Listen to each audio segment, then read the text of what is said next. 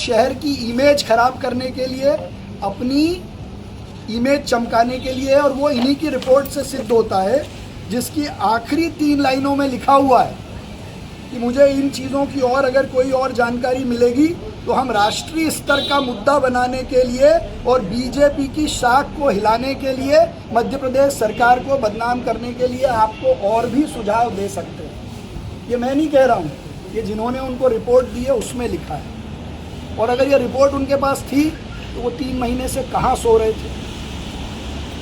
चौथा और बहुत महत्वपूर्ण, उन्होंने सैंपल लिए, कोई बुराई नहीं है, उनको अधिकार है लोगों के बीच जाके अपनी बात देखने का।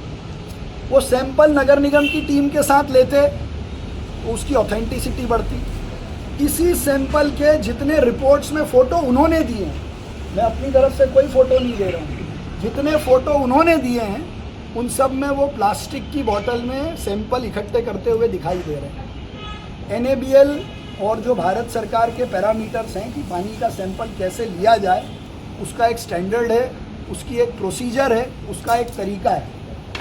कांच के फ्लास्क में या हमारा उसमें उसको लिया जाता है, टाइम बाउंड पीरियड में उसको लैब पहुंचाना और उसकी टेस्टिंग की जाती है। तो हर दृष्टि से प्रथम दृष्टया ही ये रिपोर्ट झूठी है। और सबसे महत्वपूर्ण, 29 वार्ड के सैंपल के आधार पर, 240 स्थानों के सैंपल के आधार पर वो पूरे शहर के 90% पानी को जहरीला बता रहे हैं। मुझे तो टेंशन है इस बात का कि 90% में बिजलपुर भी आता होगा।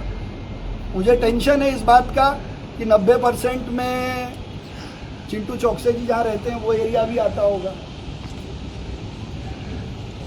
3 महीने में उनकी तबीयत नहीं बिगड़ी। चिंटू चौकसे ने आज प्रेस कॉन्फ्रेंस में कहा कि भेदभावपूर्ण तरीके से हमारे पानी का सप्लाई बंद कर दिया गया, हमारे टैंकरों को पानी नहीं मिल रहा है। मेरा बहुत विनम्रता से उनसे आग्रह है कि नगर निगम के पैसे की बर्बादी ना करें। जितने टैंकर नगर निगम ने उनको दिए हैं वो सब वापस दे दें। हम उनके वार्ड में पानी जहाँ जनता मांगेगी दे दें। तो उनको लगता है कि पानी नहीं है तो वो किस टैंकर से पानी बांट रहे हैं। तो कुल मिला के प्राइमा फेसाई सामान्य आदमी के ज्ञान से ये रिपोर्ट झूठी है, फेक है, शहर को बदनाम करने के लिए तैयार की गई है। और देर से इसका पब्लिश करना ये इंदौर की जनता के साथ बहुत बड़ा धोखा है। 5वां, इस शहर को एक साथ मिलकर आगे बढ़ाने के लिए सबकी जिम्मेदारी है। स्वच्छता सर्वेक्षण हो, कांग्रेस के पार्षद घर बैठे रहते हैं। जल संरक्षण, मुख्यमंत्री जी के नेतृत्व में हर साल जलगंगा संवर्धन अभियान होता है, कांग्रेस के पार्षद घर पर बैठे रहते।